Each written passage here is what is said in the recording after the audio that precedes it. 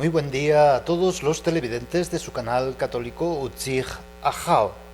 En este programa que hemos iniciado los días lunes respecto a lo que se venía llamando apologética, es tener argumentos y razones, ¿sí?, para dar testimonio de nuestra fe, de nuestra esperanza. Hoy vamos a conversar respecto a cómo el Señor quiso establecer el reino de Dios sobre la tierra.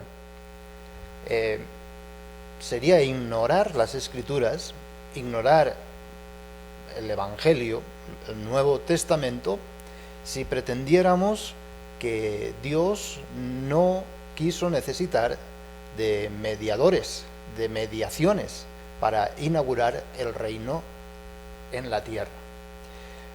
Pues decir solo Dios, solo Cristo es tan ambiguo. ¿Por qué? Porque entonces no hacen falta pues ni siquiera su vida ni nada. Por eso hemos de comprender cómo quiso establecer este reino en la tierra. Por eso vamos a hablar de la misión y del poder bien entendido que el Señor quiso establecer para que se continuase y se prolongase su obra, más todavía, para prolongar su misma persona, a través de los que va a instituir como 12 apóstoles.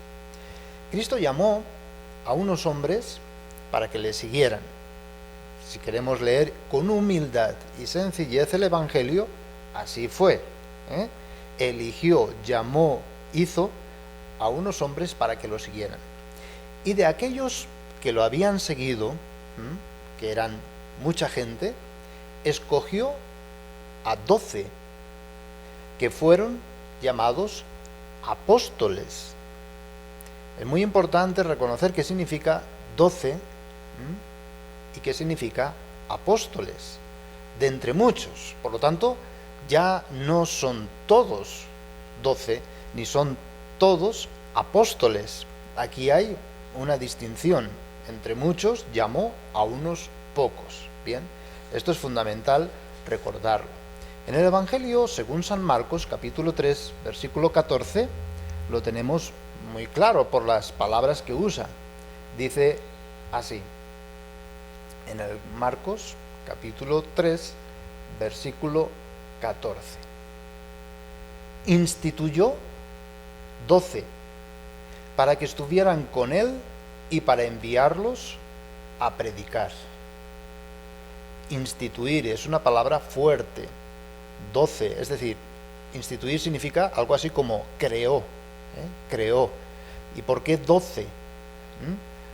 Recordando las 12 tribus de Israel, que eran el pueblo de Dios, gobernadas por los hijos de Jacob, con los 12 nombres de estos hijos. Pues ahora viene como una novedad. O sea, Jesús, con el poder divino, hizo, creó, instituyó, y ese número 12, que significa propiamente institución, para que estuvieran con él y enviarlos a predicar. Por lo tanto, no son todos de la misma manera que están con Jesús y que son enviados a predicar. Hay aquí un grupo que es, en cierto modo, distinto, diferente, que serán los que van a guiar en un futuro, pues, a toda la Iglesia o el nuevo pueblo de Dios. También en el versículo 16 tenemos así, la repetición, instituyó a los 12, y aquí vemos algo particular. Bueno, si instituyó 12, pues ya está, listo, son 12, y son los 12 apóstoles. Pero acá vemos, instituyó a los 12 y puso a Simón el nombre de Pedro.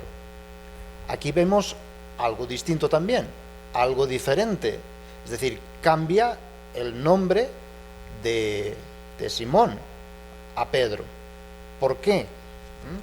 Vemos que este entonces va a tener como el primado, va a tener una misión y un poder especial.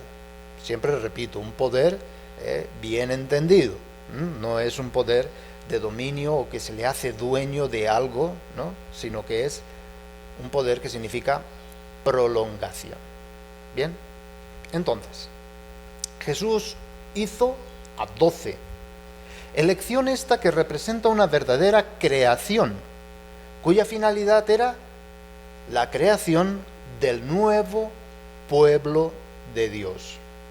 El nuevo nombre, apóstoles, implicaba la creación de personalidades nuevas. Para uno de los 12, la imposición de un nuevo nombre tuvo una importancia incomparable. Simón fue llamado Pedro. Y precisamente se habla de ella de forma especial. Con ese nombre, Pedro, piedra, roca, dio al apóstol un primado que comporta un poder excepcional en la Iglesia. Es pues necesario descubrir y definir cuáles fueron las intenciones de Jesús encerradas en la institución de los 12 y específicamente de dicho primado. Primado significa el primero, que hay un primer lugar, y siempre en todas las listas de los 12 aparece Pedro como el primero. Bien, y vemos también en los Hechos de los Apóstoles que en definitiva quien toma la última palabra es Pedro. Bien, es pues necesario descubrir y definir la intención de Jesús al instituir dicho primado. Siempre leyendo el Evangelio no desde prejuicios protestantes, sino con sencillez y humildad. El nuevo nombre le fue dado a Simón. En Mateo lo vemos como una respuesta de Jesús a una confesión de fe. Después de haber preguntado, ¿quién dicen los hombres que es el Hijo del Hombre?, Jesús se dirigió a sus apóstoles. ¿Y ustedes, quién dicen que soy yo? Según el testimonio de Mateo, Simón respondió, tú eres el Cristo, el Hijo de Dios vivo. Bien, lo podemos ver en Mateo, capítulo 16, versículos del 13 al 16. Dice así, llegado Jesús a la región de Cesarea de Filipo, hizo esta pregunta a sus discípulos, ¿quién dicen los hombres que es el Hijo del Hombre? Ellos dijeron, unos que Juan el Bautista, otros que Elías, otros que Jeremías o uno de los profetas. Díceles él, ¿y vosotros, quién decís que soy yo? Simón Pedro contestó, tú eres el Cristo, el Hijo de Dios vivo. Una confesión de fe de parte de Pedro. Replicando Jesús, le dijo, bienaventurado eres, Simón, hijo de Jonás, porque no te ha revelado esto la carne ni la sangre, sino mi Padre que está en los cielos. Y yo a mi vez, le da una fuerza impresionante, se da la declaración de fe, la confesión de fe, Jesús es el Señor. Pues Jesús, que es el Señor, a su vez, con una calidad de la misma categoría, le dice, y yo a mi vez te digo que tú eres Pedro, y sobre esta piedra edificaré mi iglesia. Es una promesa que el mismo Señor le hace a Pedro, por eso le habla en futuro. Bien, te daré, te haré. ¿Y cuándo se cumple esa promesa? Lo vamos a ver en el capítulo 21 de Juan, cuando, pues, en el lago de Tiberíades se les aparece Cristo resucitado, ¿sí? Y entonces le dice ya en presente, apacienta, pastorea mis corderos, mis ovejas. Es decir, ya viene la realidad, lo prometido a Pedro. Bien, para entender con mayor exactitud el alcance de la pregunta por parte de Jesús para provocar la confesión de fe y el significado de la respuesta yo a mi vez te digo que tú, es decir, está dando una declaración impresionante. Bien, es necesario considerar en el momento en el que ocurre. No podemos entender la Biblia así, pues leída literalistamente, sino de forma literal. ¿Qué significado quiso darle el autor a este aspecto y a este momento? Por eso vamos a estudiar y analizar con mayor exactitud esto. Por ejemplo, según los evangelios de Marcos, en el capítulo 9, versículo 2, dice que el momento litúrgico es muy importante. Dice así: 6 días después toma Jesús consigo a Pedro, Santiago y Juan y los lleva a ellos solos aparte a un monte alto. 6 días después vamos a ver que es más importante de lo que parece, y hay una intención, no es una cuestión simplemente temporal, cronológica, sino que va mucho más allá. En el capítulo 17, versículo 1, dice así: 6 días después toma consigo a Pedro, a Santiago y a su hermano Juan y los lleva aparte a un monte alto. La transfiguración, por lo tanto, acontece 6 días después, porque es el invitatorio, el prólogo al texto de la transfiguración. Ahora bien, esta aparece como un nuevo cumplimiento propio de Jesús, de la fiesta que se llamaba las tiendas, los tabernáculos. Esta fiesta se celebraba distanciada por 5 días después de la fiesta de la expiación, llamada del Yom Kippur. Es pues esta, la fiesta de la expiación, en ese momento litúrgico. Bien, la fiesta escogida por Jesús para interrogar sobre su propia identidad a Simón y obtener así de su parte la confesión de fe. Ese era también el día escogido para darle a Simón un nuevo nombre y anunciarle su destino, su misión, su poder y en qué consistirá como promesa. Por lo tanto, vamos a ir viendo el contexto litúrgico en que es declarado esto. La fiesta de la expiación del Yom Kippur se centraba en la ofrenda de un sacrificio para recibir el perdón de los pecados, el sacrificio de un animal, ¿bien? Y entre los ritos litúrgicos en este día que el sumo sacerdote tenía que cumplir en el Santo de los Santos, en el templo, allá al fondo donde solamente podía entrar el sumo sacerdote, pues entre todos los actos estaba la proclamación en voz alta del nombre divino. Era la única vez que se podía pronunciar el nombre de Dios, Yahvé. Según el testimonio del libro de Sirácida, el eclesiástico, cuando los sacerdotes y el pueblo oían proclamar ese nombre, se postraban, adoraban y de cara al suelo bendecían el nombre glorioso. Cuando el sumo sacerdote descendía para dar a los hijos de Israel la bendición del Altísimo, se glorificaba el nombre divino y todos volvían a postrarse. Esto lo podemos ver en el libro del Eclesiástico, el capítulo 50, versículo del 20 al 21. Dice así: entonces bajaba y elevaba sus manos sobre toda la asamblea de los hijos de Israel para dar con sus labios la bendición del Señor y tener el honor de pronunciar su nombre. Y por segunda vez todos se postraban para recibir la bendición del Altísimo.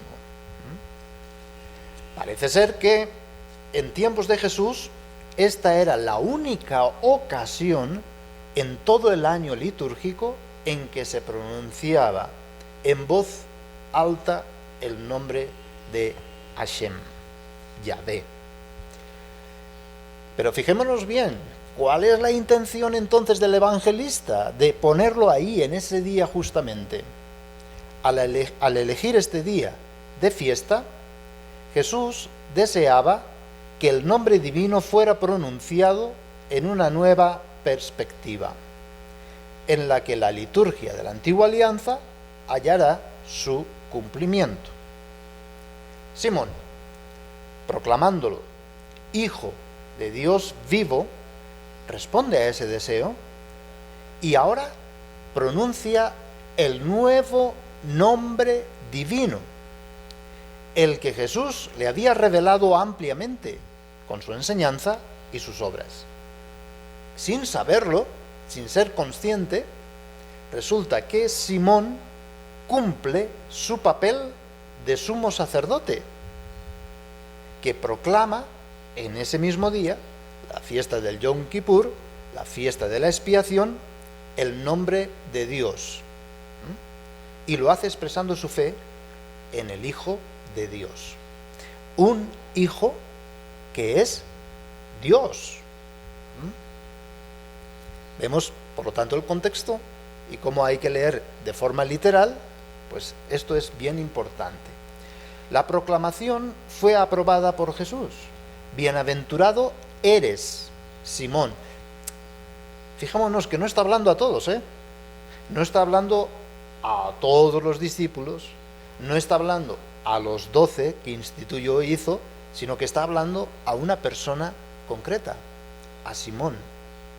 Y dice así: bienaventurado eres, Simón, hijo de Jonás, porque no te ha revelado esto ni la carne ni la sangre, sino mi Padre que está en los cielos. El Dios vivo del que ha hablado Simón es el Padre, al que Jesús llama Padre mío. Mi Padre te lo ha revelado. Se trata de una revelación única. Es en el único momento que Jesús dice esto, ¿verdad? Como dándole tal importancia. Esto no te lo ha revelado ni la carne ni la sangre, sino mi Padre, directamente. Por eso usa el verbo revelar, que literalmente significa Dios ha revelado. Esta revelación única no puede ser más que la de su Hijo. El Padre revela al Hijo, a Pedro. El título de Mesías que Marcos pone en relación con la respuesta de Jesús no es suficiente para justificar tal revelación. El Padre ha revelado a Simón al Hijo como Hijo, no solamente como Mesías. Se trata de una revelación absoluta, porque es la revelación del misterio de Dios en el que el Padre se expresa en su Hijo. Y siguiendo este contexto litúrgico, el nombre de Dios. Para celebrar la proclamación, Jesús llama a Simón con cierta solemnidad. Y yo a mi vez te digo, Simón, hijo de Jonás. El nombre griego Jonás corresponde al nombre hebreo, Yohanan, que se traduce al griego por los 70 como Jonás, Jonías u Onías. Por ejemplo, en el Eclesiástico se encuentra esta mención en el 50, versículo 1. Dice así: Simón, hijo de Onías, fue el sumo sacerdote, hijo de Onías, Simón, sumo sacerdote, que en su vida reparó la casa y en sus días fortificó el santuario. Por lo tanto, en ese contexto todos saben por qué Jesús llama a Simón hijo de Jonás. Saben que es el sumo sacerdote. Tremendo. Parece ser que este nombre, por ejemplo, es sorprendente la coincidencia, y aclara mucho más que el apóstol Simón desempeña el papel desempeñado por el sumo sacerdote durante la fiesta de expiación. Es un argumento más. Mucho más solemne es la confirmación que la voz celestial de la transfiguración aporta a estas palabras dichas por Simón.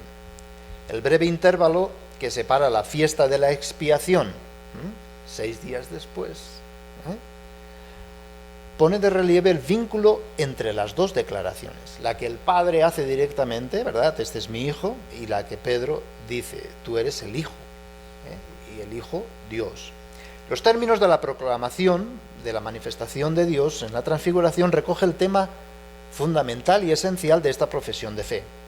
Este es mi Hijo predilecto, así lo dice en Mateo capítulo 17, versículo el 5, bien, en el momento de la transfiguración. Dice así, este es mi Hijo amado, en quien me complazco, escuchadle. Bien, el Padre dice, y primero dijo Simón. Tremendo, estas coincidencias. El Padre atestigua personalmente que es Él mismo quien había revelado a Simón la identidad de su Hijo. Está como diciendo, sí, yo se lo dije a Simón antes de haberlo dicho yo, ¿verdad? Entonces le confirma, es Él mismo quien pronuncia el nombre divino de Jesús, Hijo predilecto, así como había querido que Simón lo pronunciara. Bien, entonces es la confirmación del mismo Dios Padre. Un nombre nuevo. La fecha de la fiesta del Yom Kippur, de la expiación, facilita, por lo tanto, la comprensión del sentido nuevo dado al apóstol particular y la importancia de ese nombre nuevo, como decíamos al principio, una nueva personalidad, es decir, un nuevo nombre. El nombre de Simón había asumido ya un nuevo valor en virtud de la proclamación del nombre divino, gracias a la referencia al nombre del sumo sacerdote del libro del Eclesiástico, ¿verdad? Simón, hijo de Unías, sumo sacerdote. Jesús, con su autoridad, ahora no solamente creó 12, sino que ahora da otro nombre, un nombre nuevo, diciendo, y yo te digo que tú eres Pedro. Ahí lo vemos en Mateo 16, 18. Y yo a mi vez te digo que tú eres Pedro. El nombre es Caifás. Tú eres Caifás. Les he otorgado este nuevo nombre, fijémonos y vamos a ver cómo el sumo sacerdote de aquel tiempo se llamaba Caifás también, ¿verdad? Como diciendo, ya no eres ese Caifás, sino que eres mi Caifás, ¿verdad? Está expresando ya un nuevo papel.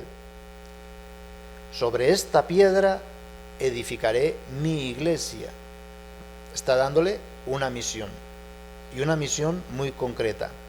Es el mismo nombre del sacerdote, del sumo sacerdote de ese tiempo, ¿verdad? Caifás. La identidad entre los dos nombres no puede ser una casualidad. Muchas casualidades, es algo que es causal, es decir, tiene una causa, tiene una intención. Es mucho más intencional que Simón, hijo de Jonás, pues se da un nombre que el mismo Jesús deliberadamente escoge para dárselo.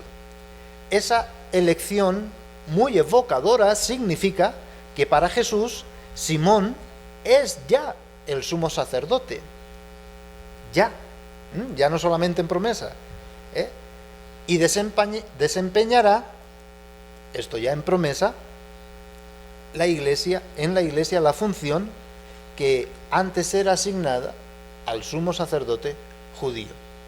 Jesús crea un nuevo pueblo, instituye 12 y un nuevo sumo sacerdote, que será Pedro. Puede observarse que en griego existe una diferencia de género entre Petros y Petra, pero esto es en griego, ¿verdad? Pedro y piedra. Pero en arameo se trata de la misma palabra, en la que fue escrita el Evangelio según San Mateo, en arameo, Keifá y Keifá. Tú eres Keifá, y sobre esta Keifá es la misma palabra. Lo que pasa es que al traducir la cambian, ¿bien? Pero hemos de ir siempre al original. Del nuevo nombre asignado a Simón dejan constancia los demás evangelios, al relatar la elección de los 12. Es decir, que hay un nuevo nombre, no es una cuestión, no, es que esto que dice Mateo no se puede creer, como que no es palabra de Dios, pero Marcos y Lucas también lo dicen, ¿bien? Según el Evangelio de Juan, cuando el primer encuentro, Jesús dice: tú eres Simón, hijo de Juan, tú te llamarás Cefas, y después lo explica, que quiere decir piedra. Vamos a ver este término qué significa. El término Kefas es citado como el que había sido pronunciado por Jesús y que en arameo, ¿verdad? En arameo, en este idioma, adquiría todo su significado. Vamos a ver que Juan pues escribe en griego, pero vamos a ver el sentido y el significado en arameo, conforme fue escrito. Según el relato de Mateo, Simón, después de haber desempeñado el papel de sumo sacerdote, pronunciando el nombre divino de Jesús, quizás sin darse cuenta, ¿verdad?, es reconocido por Jesús. Ok, de acuerdo, tú eres el sumo sacerdote, tú eres el verdadero Caifás, no el Caifás judío, no, ahora hay un nuevo Caifás. La palabra de Jesús es creadora, tiene el poder de conceder a Simón un nuevo ser, un nuevo nombre, una nueva personalidad. Es el poder creador que pertenece a Dios. El Hijo es Dios. Por eso dice, y yo a mi vez te digo. Al nuevo sumo sacerdote comunica Jesús todo poder. Después de haber dicho, sobre esta piedra, Caifás, edificaré mi iglesia, agrega, y las puertas del Hades no prevalecerán contra ella. A ti te daré las llaves del reino de los cielos. Lo que ates en la tierra quedará atado en los cielos, y lo que desates en la tierra quedará desatado en los cielos. La intención, por lo tanto, es de edificar la iglesia sobre aquel que es la piedra. Es una verdad clarísima. Edificar la iglesia sobre aquel que es la piedra. Muchos también interpretan, y es válido, que la palabra de Cristo es edificar la iglesia sobre la fe de Pedro, sobre la confesión de fe. Ok, esto es válido, ¿verdad? Ahí no hay problema. Es verdad que Simón recibió un nuevo nombre después de la profesión de fe, pero cuando Jesús dice, tú eres Pedro, escuchen, tú eres Pedro, ahí no se dirige a una confesión de fe, ahí se dirige directa y personalmente a Pedro e instituye a su persona como fundamento de su iglesia. Si hubiera dicho, eso que has proclamado va a ser la piedra, no lo dice así, dice, tú eres Pedro. Imponer un nuevo nombre, estamos diciendo que es crear de la nada una nueva personalidad. Para ser edificada la iglesia tenía necesidad de una personalidad creada expresamente por Cristo. Y esto es lo que hizo el Señor para inaugurar su reino. Crear 12, crear Pedro, crear una nueva personalidad, una misión y un poder bien entendido. Desde un punto de vista natural podemos decir, bueno, pero sí, Simón ya tenía una personalidad y además era fuerte. Pero para cumplir con un destino que excedía las fuerzas naturales, necesitaba una fuerza más alta, una nueva personalidad. Y esto le fue proporcionado por la acción creadora del mismo Cristo. Cuando Jesús hace referencia a la piedra, afirma que las puertas del Hades no prevalecerán contra ella. Está aludiendo a una fuerza espiritual superior. ¿Ven la personalidad superior que tiene que tener? Y esta fuerza espiritual superior le va a permitir a Pedro resistir a los embates de las potencias del Hadés, de las potencias infernales, porque en su acción personal siempre, y ahí está la mano de Dios, estará asistido por la gracia. Estas palabras que Jesús dirige a Pedro tienen una importancia decisiva para la vida de la Iglesia. Reitero, para los literalistas, pues que leen la Biblia de una forma con prejuicios, pues no van a entender. Hay que entender desde lo literal, desde esta intención. Bien, entonces esto es decisivo para la vida de la Iglesia. Por lo tanto, no podemos decir, bueno, pues da igual, ¿qué más da que Pedro tuviese el primado? No da igual. Es muy importante. Además le dice, la piedra fundamental. Vamos a entender esto. El nombre Caifás, concedido a Simón, en sintonía con el marco de la fiesta de la expiación, no implica solamente una alusión al sumo sacerdote del tiempo, sino que se relaciona más fundamentalmente a la piedra que estaba en el templo, en el Santo de los Santos, ¿verdad? Donde estaba el arca, pues había debajo una piedra. En la tradición, pues de aquel entonces se decía que es la piedra primera de donde se formó todo el universo. Bien, era la piedra fundamental. Bien, se había llegado a creer que sobre esta piedra había sido fundado pues todo el universo. En el Santo de los Santos, el sumo sacerdote entraba, hemos estado diciendo, una vez por año, el día de la expiación, para el sacrificio de los perfumes y la aspersión con la sangre de las víctimas. Entonces salía y pronunciaba el nombre de Dios y todos lo adoraban y se postraban. Lo absolutamente nuevo es que quien desempeña el papel de sumo sacerdote se identifique con la piedra fundamental, con esta piedra precisamente. Esto es nuevo. La liturgia judía no podía imaginar esta identificación.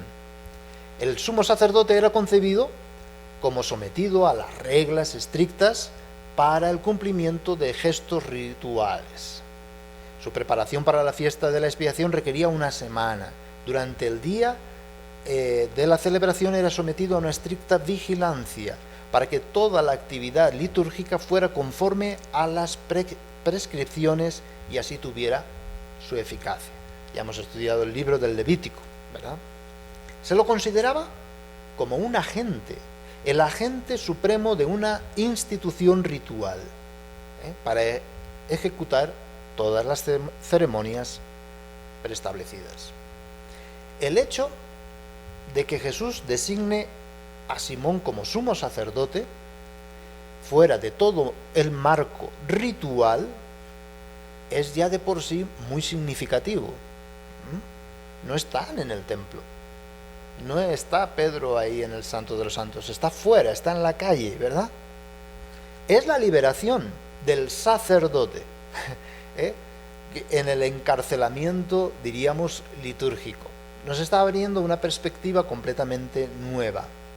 Pero es más sorprendente el hecho de que el sumo sacerdote se convierta en esta perspectiva liberada en piedra fundamental. Aquí se revela la novedad establecida por Jesús. El papel del sumo sacerdote ha de ser mucho más importante en la Iglesia que en la religión del judaísmo, porque sobre su persona ha de descansar todo el edificio. La audacia de la declaración se hace mucho más evidente si consideramos otras palabras con que Jesús se designa a sí mismo, porque él dice: yo soy la piedra angular, así se llama a sí mismo, la piedra que según Isaías debía ser piedra fundamental de la nueva Sión. Corresponde pues en primer lugar a Jesús la imagen de la piedra fundamental. Jesús es la piedra fundamental, la que sostiene todo el edificio, pero deliberadamente Jesús llama a Simón también piedra fundamental de la iglesia. No sustituye a Jesús, real, ¿verdad? Sino que es prolongación de Jesús. La identificación de Jesús con la piedra explica que Simón recibiera la misma calificación. Simón tiene que ser prolongación, continuidad de la persona de Cristo, no sustituto. Gracias a su poder divino, Jesús le comunica a Simón esa calidad de piedra fundamental. La iglesia sigue siendo la iglesia de Cristo, es decir, mi iglesia, en singular y como propiedad, ¿verdad? Mi iglesia. Y es en la calidad de sumo sacerdote, es decir, ministro de un culto que no le pertenece y del que no es dueño, y que Simón es llamado piedra fundamental. Por lo tanto, no reemplaza a Jesús, porque este sigue siendo la piedra única que sostiene todo el conjunto de la iglesia, sino que Simón está destinado a representarla, representa la piedra fundamental y la representa visiblemente durante el desarrollo del reino en esta tierra. Por el hecho de ser Simón, en virtud de la voluntad de Cristo y la participación en su poder, piedra fundamental, la iglesia no puede existir ni desarrollarse sin aquel que ha recibido este sacerdocio nuevo supremo. Querer construir la iglesia prescindiendo de este fundamento, que es lo que hacen los protestantes, es seguir una senda absolutamente equivocada. Es no hacer caso a la institución de Jesús. Es no saber leer el Evangelio. Bien, por lo tanto, el papel de la piedra fundamental es Jesús. Y ahora Jesús muestra en su autoridad soberana qué es lo que quiere confiarle a Pedro. A ti te daré las llaves del reino de los cielos. Impresionante declaración. A ti. No está diciendo a ustedes los 12 o a todo el grupo de los discípulos. A ti. Esta manera de expresar el poder supremo recuerda a este texto de Isaías, ¿verdad? Del capítulo 22, versículo 22. Isaías, capítulo 22, versículo 22, que dice lo siguiente: pondré la llave de la casa de David sobre su hombro, abrirá y nadie cerrará, cerrará y nadie abrirá. Le hincaré como clavija en lugar seguro, y será trono de gloria para la casa de su padre, dice el versículo 23. Este texto ha sido atribuido a Jesús por el Apocalipsis, en el capítulo 3, versículo 7, las llaves. En efecto, es que es Jesús mismo quien posee las llaves del reino, y porque las posee, puede dárselas a Pedro. Nadie puede dar lo que no tiene, dicen por ahí, ¿verdad? Pues así, como siendo él mismo, en primer lugar, la piedra fundamental, puede extender esa función a su discípulo.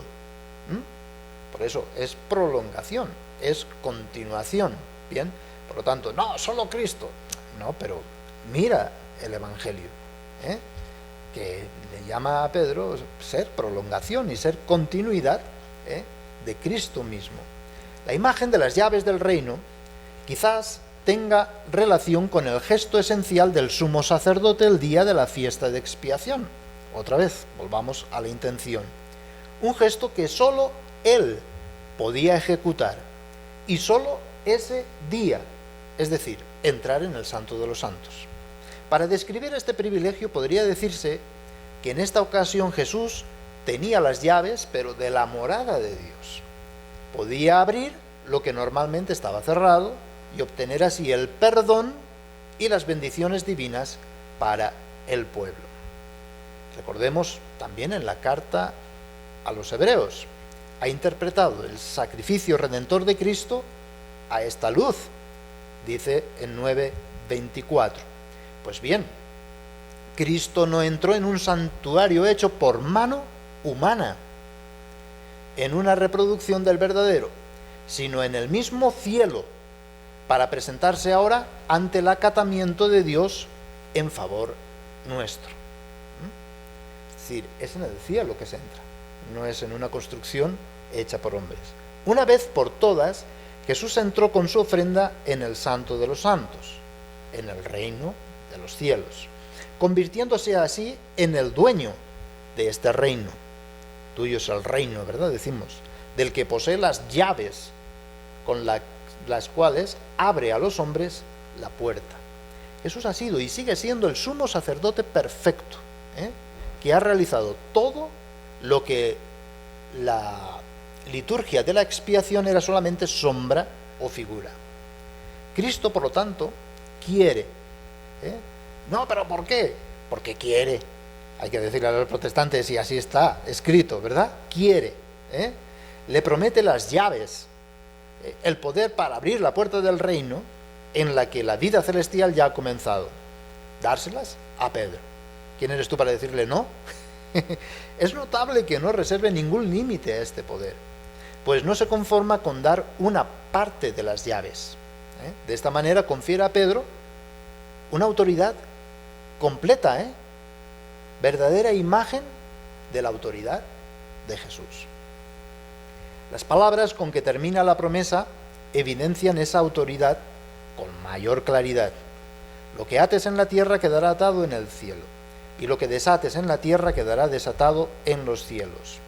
Estos verbos, atar y desatar, pues han sido objeto de muchas interpretaciones. Pero a partir del contexto, es decir, de la liturgia de la expiación, cuya finalidad era el perdón de los pecados, se puede extraer la conclusión de que el poder de atar y desatar implica el poder de pronunciar: tus pecados quedan perdonados. A Pedro le da este poder. Con todo, el poder no puede limitarse solo al perdón, ¿verdad? Una fiesta litúrgica judía no puede fijar los límites de un poder que es formulado por el mismo Cristo. Tiene relevancia también si nos ponemos en la tradición judía, atar y desatar no solamente como perdonar los pecados, que ya es tremendo, sino también en el aspecto doctrinal o disciplinar. Entonces Pedro tiene ese poder de declarar lo que está prohibido y lo que está permitido. Pedro tiene autoridad para la doctrina, formular la doctrina, para crear una disciplina en la iglesia que es de Cristo. Solo Cristo, sí, pero se lo ha entregado a Pedro. Es decir, puede pronunciar una excomunión o puede quitar una excomunión. Estos dos sentidos tienden a demostrar que Pedro recibe el poder de emitir prohibiciones, declarar lo que está permitido y también cómo fijar las condiciones para pertenecer a la iglesia. Esto escandaliza a los protestantes, pero escrito está. Así lo ha querido el Señor. Lo adecuado es según el pensamiento del judaísmo, pero hay que respetar siempre la novedad de la institución creada por Jesús, porque está haciendo una institución visible. Ningún antecedente en la religión judía podía indicar de manera satisfactoria este sentido y esta dimensión real nueva dada por Cristo, puesto que no se pone en restricción alguna el poder de atar o desatar, ni tampoco restricción alguna en la transmisión de las llaves. Es necesario, por lo tanto, admitir que Pedro posee sobre la Iglesia un poder universal y completo, como administrador que ha recibido del dueño plena autoridad para guiar el desarrollo del reino. Pedro dispone todas las facultades necesarias para dirigir doctrinal y disciplinariamente la comunidad cristiana. Entre estas facultades se cuentan también enunciar reglas de comportamiento moral, expresando la voluntad de Dios sobre la vida humana y la de perdonar pecados. El ejercicio de ese poder no solo es aprobado por el cielo, sino que recibe además una eficacia celestial. Esto es, que Cristo vincula su acción divina a la acción humana de Pedro y que decide ejercer su autoridad sobre la Iglesia con la mediación de este discípulo. Las palabras de Jesús, con la atribución del nombre nuevo que designa piedra fundamental, con el don de las llaves del reino y el poder supremo para atar y desatar, fueron dirigidas solo a Simón cuando ya era Pedro. No fueron dirigidas ni aplicadas a los 12 apóstoles. La distinción es muy clara. Cristo le dio a Pedro un primado, una misión, un poder exclusivo. Por otro lado, la promesa hecha a Pedro no anula otras palabras de Jesús, que enseguida protestantes vendrán diciendo eso, sino que debe ser entendida en sintonía con las declaraciones que acuerdan a los 12 algunos poderes. Todo el poder lo tiene Pedro, pero a los 12 también se les dan algunos poderes muy importantes para la vida de la Iglesia. Por eso en Lucas capítulo 22, versículo 29 dice: yo por mi parte dispongo un reino para vosotros, como mi Padre lo dispuso para mí. Jesús otorga a sus discípulos el poder dirigir el reino, lo cual no contradice en absoluto el poder que ha concedido personalmente a Pedro, y debe ser reconocido y respetado. Lo mismo se aplica a otros poderes. Por ejemplo, el poder de enseñar la doctrina, instruyendo a todas las naciones. Se los da a los 12. El poder de perdonar pecados también se lo da a los 12. El poder de celebrar la Eucaristía, el poder de bautizar. Los apóstoles han recibido estos poderes y han sido asociados al poder conferido a Pedro. Pero Pedro ocupa una posición única como piedra fundamental y como titular del poder supremo y universal. Entonces es evidente cómo es que quiso el Señor la Iglesia. Según la intención de Jesús, esta posición única no excluye sino que implicaba la posibilidad de que Pedro tuviera sucesores. Esto es bien importante. Al instituir el primado, Cristo no ha querido que durara solo durante el lapso corto de la vida de Pedro. Cuando había anunciado la llegada inminente de su reino, también había dado a entender a sus discípulos que ese reino estaba destinado a un desarrollo que iba a requerir un tiempo considerable, porque el fin del mundo no podía acontecer antes de que todos los pueblos fueran evangelizados.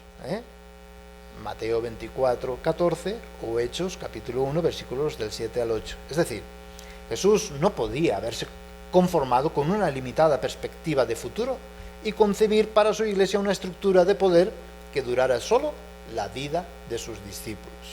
Esto es incomprensible. Bien. Al instituir el primado, Cristo no pensaba solo en Pedro, sino en todos los numerosos sucesores de Pedro. Quería establecer con él un principio de organización de la autoridad valedero para toda la duración de la Iglesia. Un principio definitivo, aunque la forma concreta en que se realiza el primado puede evolucionar según las condiciones de la historia. Por lo tanto, el primado no puede ser puesto en discusión con nuestra mentalidad democrática. Lo que diga la mayoría, eso vale. No. Si es lo que dice la mayoría, entonces Pablo hubiera sido rechazado. y todos tendríamos que hacernos judíos antes de ser cristianos. Pero Pedro, con la autoridad propia, dijo, no, Pablo tiene razón, aunque ustedes no se la den. Por lo tanto, no es cuestión democrática, no es cuestión de mayorías. La Iglesia no es una democracia, no es una sociedad política, no ha sido fundada según un modelo humano de sociedad, sino, como vemos, desde una autoridad del mismo Hijo que es Dios. La Iglesia, por lo tanto, mantiene sus propias estructuras, que no derivan de ningún concepto político. Ahí está. No se trata solo, por lo tanto, de sabiduría, sino también de amor. Y esto es bien importante, por eso siempre que digo poder, bien entendido. Porque el primado es una manifestación de la bondad de Dios, del amor y de la misericordia de Dios. Es una manifestación del querer de Dios que todos los hombres se salven y lleguen al conocimiento de la verdad. Ese es el poder, servir, entregarse. Se trata de una bondad que por medio de un poder único confiado a un hombre ha hecho visible en su nivel más alto el valor que puede asumir la personalidad humana cuando se deja vivificar totalmente por el poder soberano de Cristo. En el Evangelio, según San Lucas, el primado atribuido a Pedro recibe una luz nueva. Muestra la elección obrada por Cristo para asegurar la fe del apóstol, darle la capacidad de confirmar a sus hermanos. Simón, Simón, mira que Satanás ha solicitado el poder cribaros como trigo, pero yo he rogado por ti para que tu fe no desfallezca.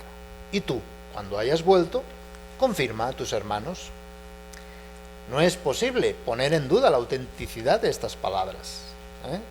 Son a todas luces paradójicas. Muestran la debilidad de Pedro, por supuesto, y sin embargo, le atribuyen el deber de infundir en sus hermanos mayor fuerza en la fidelidad a Cristo.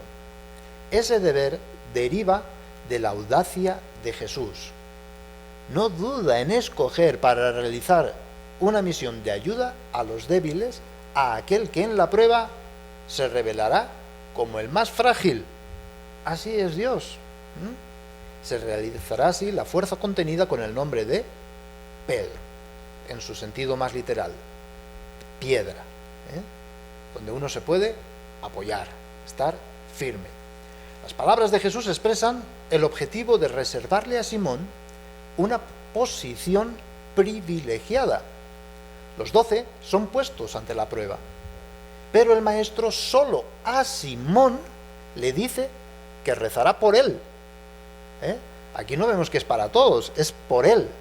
Los demás se van a beneficiar de esa oración, pero porque van a ser confirmados por Pedro.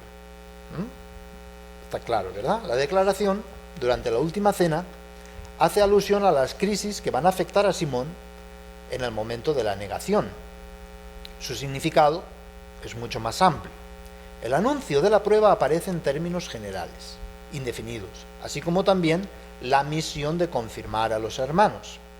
En efecto, la crisis que acompañará la pasión es imagen e inauguración de las pruebas que la Iglesia deberá soportar en su desarrollo. Jesús ha formulado su promesa para ese futuro. La misión confiada a Pedro de confirmar a los hermanos no puede tampoco limitarse a aquel momento determinado. No. Es valedera para toda la duración de la Iglesia en la existencia en esta tierra. En la misión se concilia el nombre de piedra fundamental que ha recibido el discípulo. Pedro ha recibido la misión de sostener a los demás discípulos en la fe. Es una misión que implica, hemos dicho, un aspecto doctrinal y compromiso de un testimonio inquebrantable en la adhesión a la fe en Cristo, que permite sobrepasar toda debilidad. Y terminamos con esto, ¿verdad? El diálogo de Jesús con Pedro a las orillas del lago de Tiberíades, tras la resurrección. Todo esto lo hemos visto en promesa y ahora vemos su cumplimiento. Las palabras pronunciadas en el camino de Cesarea de Filipo, que hemos estudiado el día de hoy, constituían una promesa, mientras que este diálogo nuevo realiza el cumplimiento de esa promesa. Jesús comunica a Pedro la misión y el poder de buen pastor, de pastor universal. Apacienta mis corderos, apóstoles, apacienta mis ovejas, a todo el pueblo de Dios. La comunicación de la misión y el poder aparece como fruto de la obra de la redención. ¿Por qué? Porque es realizada por Cristo cuando ha resucitado, por el mismo Cristo resucitado. ¿Bien? Jesús llama solemnemente al apóstol otra vez por su nombre, Simón, hijo de Juan. Lo distingue expresamente de los demás apóstoles para preguntarles: ¿me amas más que estos? Ahí hay una diferencia. ¿Me amas más que estos? En su pregunta hace repercutir el eco de la pretensión que Simón exhibía de sentir por Jesús una afición mayor que la de todos los otros. Una fidelidad que había de perseverar aun cuando los demás hubieran desertado. La pregunta también 3 veces alude a su negación triple, ¿verdad? A pesar del fracaso, la pregunta se refiere al amor superior que he solicitado a Simón, que requiere, sin embargo, otras disposiciones, fundadas en el conocimiento que Jesús tiene de él. Sí, Señor, tú sabes que te quiero. Es decir, ahí Simón le dice: tú sabes más que yo, ¿verdad? En definitiva. Pero de todas maneras tú sabes que te quiero. Hay aquí un llamado a un amor mayor, un llamado que da al mismo tiempo la fuerza de la respuesta y anuncia así la concesión de la misión. Con las palabras: apacienta mis corderos, pastorea mis ovejas, la misión es formulada en términos que indican claramente una identidad con la de Jesús. Yo soy el buen pastor, apacienta mis. Yo soy el buen pastor, pastorea mis. Es decir, es prolongación, es continuidad de Cristo. Y también en su promesa había dicho: mi iglesia, mis ovejas, mis corderos. Es decir, nadie es dueño de la iglesia, es Cristo. Pero quiere darnos este poder y esta autoridad y esta misión concreta para ser su prolongación y su continuidad. De una forma específica a Pedro, a los 12 y a los sucesores. Así como Simón había sido llamado Pedro, porque estaba destinado a asumir el papel de piedra fundamental que le pertenecía a Jesús, de la misma manera recibe la calidad de pastor universal, que era propia del Maestro. La asimilación entre la misión de Pedro y la de Jesús es confirmada por el anuncio de su martirio. Cuando llegues a viejo, le dice, extenderás tus manos y otro te ceñirá y te llevará a donde no quieras. La manera de anunciar el martirio muestra que desde entonces toda la existencia de Pedro es guiada por Jesús. Jesús es quien le guía, quien le lleva. Cuando eras joven, Simón se ceñía a sí mismo, es decir, escogía libremente su actuación. Pero desde ahora Jesús lo va a llevar por un camino que terminará en su propio suplicio. También a Pedro le aplicará la profecía: el buen pastor da su vida por las ovejas. Entonces tienes que dar la vida también.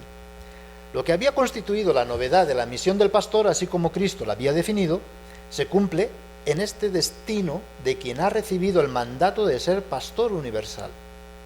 La atribución del sacerdocio supremo a Pedro incluye su total compromiso, hasta el sacrificio. No solo servir, sino dar también tu vida en sacrificio. El relato de la investidura de Pedro como pastor de la Iglesia destaca esta verdad esencial de la Escritura y para nosotros los católicos, ¿verdad? la verdad esencial del primado que le ha sido confiado. El poder sacerdotal no ha sido otorgado por méritos o cualidades del apóstol, sino por un designio soberano de amor, capaz de suplir la fragilidad humana de aquel que había sido elegido y comunicarle la firmeza de ser piedra fundamental. Bien, esto respecto a la Escritura, es evidente, es claro. En los próximos programas, junto con Tono, vamos a ir explicando un poquito respecto a la historia posterior. Bien, ¿qué pasó? ¿Cómo pasó? ¿Verdad? Y cómo fue delimitándose esta sucesión apostólica y por qué pues hay y quiénes son pues los sucesores de Pedro, intentando ver un poquito la historia de la Iglesia en sus orígenes. Muchísimas gracias entonces a todos por su atención y seguimos viéndonos y escuchándonos en Utzig Ahau.